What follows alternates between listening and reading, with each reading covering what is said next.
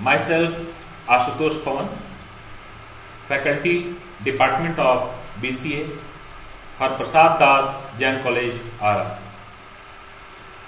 In today's video lecture, I am going to discuss a topic from the paper code 2BCA2, paper name Advanced Programming in C, that the student has to study during the second semester course of BCA.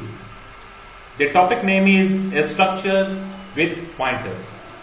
I have already discussed about structures and pointers in separate video lectures that has already been uploaded at college website. But before discussing these two topics together in this video lecture, I want to make you remember something about a structure and pointers that I have already discussed in my earlier video lectures. A structure enables the programmer to create their own data type. What is specified by a data type? First, we have to consider or learn about it. What the data type specifies. Data type specifies the amount of memory that will be created to hold a certain type of value during the execution of the program. In C, there are two types of data types. One is called system-defined data type and other is called user-defined data type. System-defined data types are also known by the name inbuilt data type or predefined data type. Such data types are already available as a keyword in the language or C language. In C language, there are some bodies can say 32 keywords and some writer may write in their book as 38 keywords, whatever it is. And among the 32 or 38 keywords, 4 keywords of C are used as a data type to declare the variable that tells to the compiler about the creation of the memory. The data type tells to the compiler during the compiling of the program that what amount of memory will be created for the specified name and what range of value can be stored during the execution of the program in that particular specified memory and what type of value can be stored during the execution of the program in a specified particular memory. These three types of informations are given by the data type to the compiler during the compilation of the program. In C, there are 4 keywords: char, int, float and double. 4 keywords are available in C that can be used as system-defined data type. Suppose you have to store a value like 15 to represent the roll number of a student, then 15 is an integer quantity, and to hold such value during the execution of the program, the memory should be created as of integer type. And to create an integer type of memory by a C program, you have to use a C language keyword int. Suppose you have to store values like M that represents male and F that represents female to have the gender information of the student and being admitted in the college. Then to store such value, you have to create a character type of memory during the execution of the program, and to create such memory you have to use char data type available in C to create a character type of memory by the C program during the execution of the program.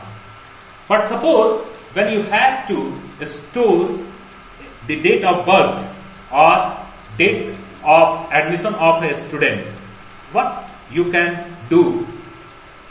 Because C does not provide any keyword that can be used as date named data type to declare a memory that can hold either the value date of birth or that can hold a value like date of admission during the execution of the program. You have not to bother about you, because C also provides you some tools that you can use to create your own data type that will specify certain type of value to the compiler, and that will specify about the certain amount of memory that is required to hold certain type of value. Among these features that enables you to create your own data type, a structure is one some type of feature that enables you to create your own data type.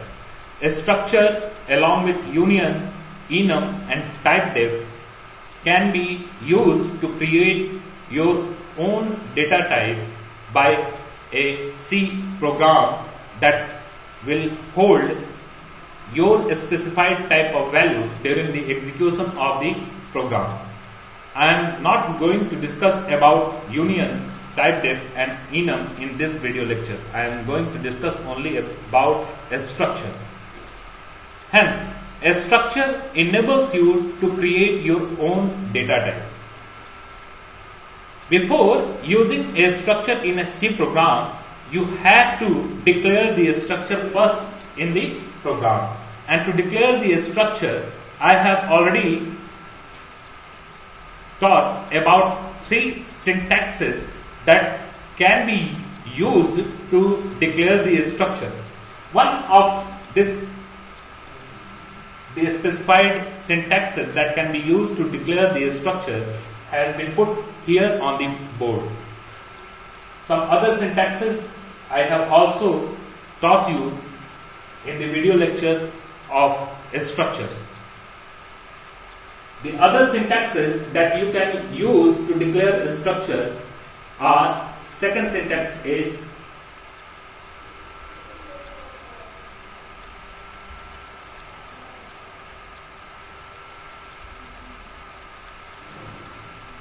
this is another syntax that you can use to declare a structure in the program.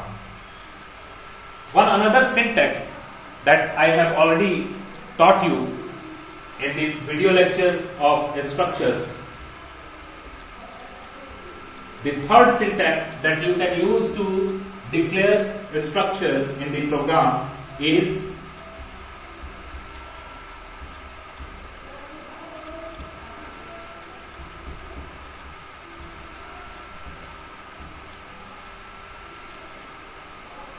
when you will be using this syntax to declare a structure, you must remember that you have to declare all required structure variables in your program between the 2 characters curly brace close and semicolon. If you are not declaring any structure variable while using this syntax that has been currently put on the board to declare the structure, then you cannot declare any structure variable after this line in the program. You have to declare all required structure variables during the execution of the program between curly bracket close and semicolon. Then these 3 syntaxes can be used to declare a structure in the program. I will use one of these 3 syntax to declare a structure while I will be teaching you about the topic structures and pointers. The syntax is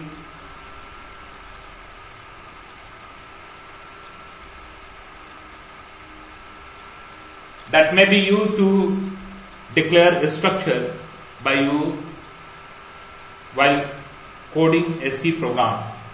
When you are using this syntax to declare a structure, when you have to declare a structure variable, you can use another syntax that I have put here on the board. To declare a structure variable, you can use this syntax. The syntax starts with a struct, thereafter a blank space, and thereafter a tag name. The tag name will be the same identifier that you have written here while declaring the structure. When you have to declare a structure variable, you have to specify the tag name. The tag name must be the same identifier that you have used to declare a structure. Now, after specifying the tag name, you have to put a blank space, and then you have to declare the structure variable.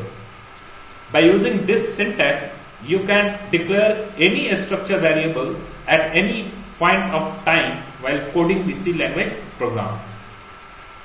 Now, what this code will do? This code will tell the compiler to create a specified amount of memory that will be specified by the tag name, and this syntax will also tell the compiler to or about the name of the memory that will be created for the specified amount of memory.